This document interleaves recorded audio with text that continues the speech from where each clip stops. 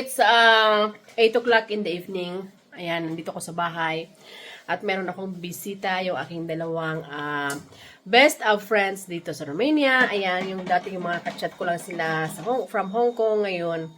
Sila na ang mga kasama ko palagi during their off day. Talagang no excuses, lagi kami nagkikita-kita. Ayan.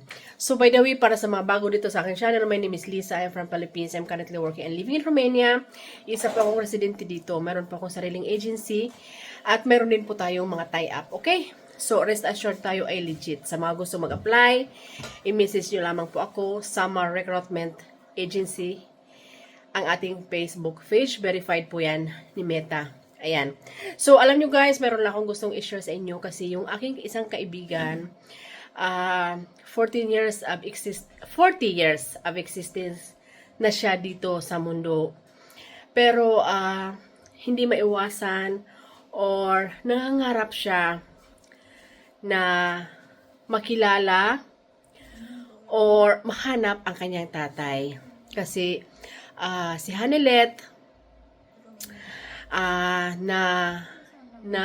how to say,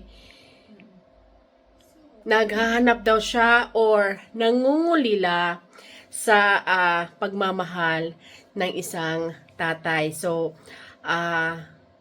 bibidyohan ko rin siya para siya magsabi kung sino ang pangalan ng tatay niya at sino ang buong niyang pangalan.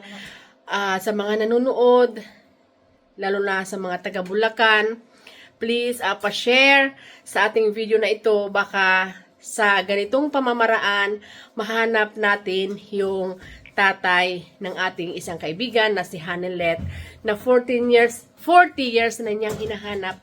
Simula nang ipinanganak siya, hindi pa siya nakita. Shout out, Asel! Ayan. So guys, si Hanelet po ang magsasabi sa inyo. Huwag kang umiyak ha, Char. So, ayan, sabihin mo ang tunay mo, ang buong mong pangalan at ang taon ng iyong kapanganakan, ang lugar, ang pangalan ng tatay mo, etc. etc. So, go. Hello guys, good evening. Dito sa Romania at ako si Hanelet Saavedra, taga Cabugao, Ilocosur. At yun nga po, hinahanap ko yung tatay ko. Baka sakali may nakakakilala sa inyo. Patulong naman po. So, ang pangalan niya is Romy Corpus. Yun po yung sabi ng nanay ko, Romy Corpus ang pangalan niya. Year 1984 to 85, nasa Ilocos siya. Doon sa, kung saan siya nagtratrabaho sa lugar namin, Cabugao, Ilocosur. Mga 1984 to 85 siya nandoon. So, ang nanay ko, Ludivina Saavedra. Tapos, nung pinagbubuntis po ako ng nanay ko, umalis siya dun sa amin. So, lumaki ako na hindi ko siya nakilala, wala akong alam kung ano yung tunay niyang pagkatao or what. Kaya nagpatulong ako kay ma'am na tulungan niya ako, i-vlog niya na baka sakali may mga followers siya na taga Bulacan or nakakakilala. So, ang pangalan po niya ay Romy Corpus, sorry.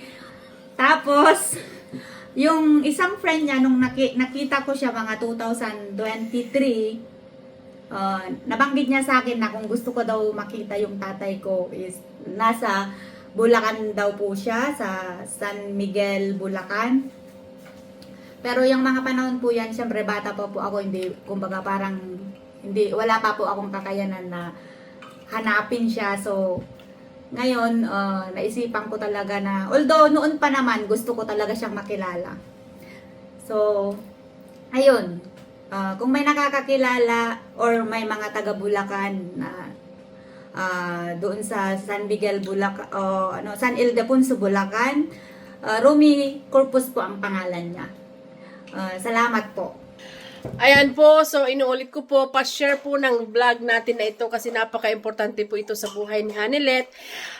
Inuulit ko po, ang tatay niya ay si Romy Corpus na ngayon daw, kasalukuyan daw ay nasa Ildefonso. San Ildefonso, Bulacan. Please, pa-share po ng ating vlog na ito. Tay, kung nasaan ka man ngayon, sana mahanap ka ni Hanelet dahil ang iyong anak ay mayaman na po at nandito na siya sa Europe.